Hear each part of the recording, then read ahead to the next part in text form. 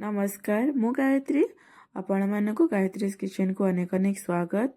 आज मु आपण मानक भोजी स्टाइल मटर मशरूम मसलार रेसिपी शेयर करी। आ रेसिपी को आपण रोटी नान भात संगे खाई पारे, बहुत ही टेस्टी लगे। ये रेसिपी को पूरा आरंभ रु शेष पर्यंत देखंतु, निहाती भल लागिबो। आ भल लागिले लाइक शेयर करदेबे। आ जदि चैनल नुआ करथिबे ताहले सब्सक्राइब करा को जमा भूलिबेनी। ताहले चलंतु डेर न करी प्रस्तुत करबा आज रेसिपी। तो ता पई मु एठी किछि बटन छतु को भल से धोई देइछि, ताकू एम्ति चारि फाळ करी काटी देबे। सेथिरे मु एठी 2 चम्मच दही दउछि, स्वाद अनुसार लूण, हळदी गुंड और काश्मीरी रेड चिली पाउडर देउछि। आपण जेतिक खाउछंती से अनुसार लंका गुंड देबे, जीरा गुंड और धनिया गुंड दे सबको हाथ रे एम्ति भल से गोळेबे। तो छतु एठी मसला रे भल से गोळे हे जाइछे।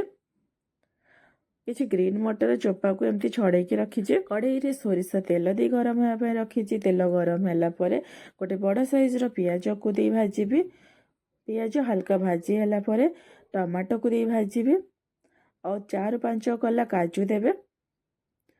पियाज और टमाटो नरम हेबा जाय भाजीबे। तो पियाज और टमाटो एठी नरम हे जाय जे किछि समय ठंडा होला परे ताको ग्राइंडिंग करी मसला तैयारी करिवि।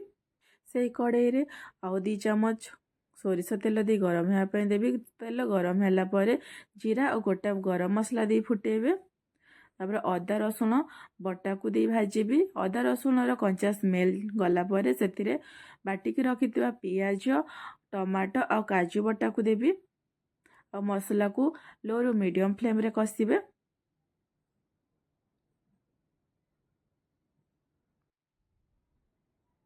कवर करिकी इठी 1 मिनिट मसला तेल छाड़िया जाए मसला को एमती भल से कसिबी। तो 1 मिनिट पर इठी मसला रु तेल छाड़ी मसला भल से कसी ही गलानी। दहिया मसला गोली के रखिथिबा छतु को ई मसला रे दे सब को भल से गोळेबी।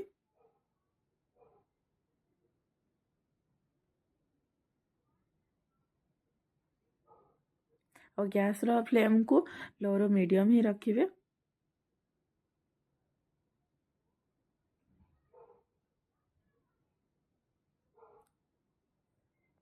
छतु इठी मसला रे भल से गोळे ही जाइछे।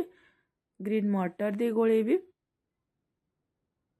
और कवर करिकी मीडियम फ्लेम रे 5 रु 6 मिनिट को खावा पे देबी। तो 5 रु 6 मिनिट को खेला परे इठी छतु भल से सिझी जाइछे। मझिरे मझिरे कवर काढ़ी गोळी दउथबे, नले कढ़ाई रे लागी जिवो। हाफ चम्मच गरम मसला गुंड दे गोळेबी। कटा धनिया पत्र दे गोळेबी। तो ये मटर छतु मसला ये पूरा पूरी रेडी हो जाइए। आपण मध्य ये रेसिपी को घरे प्रस्तुत करी रुटी भात नान संगे खातु, बहुत ही टेस्टी लगे। और केमिति लागिला मते कमेंट लिखि निश्चय जणेबे। आशा करूची रेसिपी आपण मानकु भल लागिथिबो। और रेसिपी भल लागिले लाइक शेयर और सब्सक्राइब करिया को जमा भूलिबेनी। Thank you.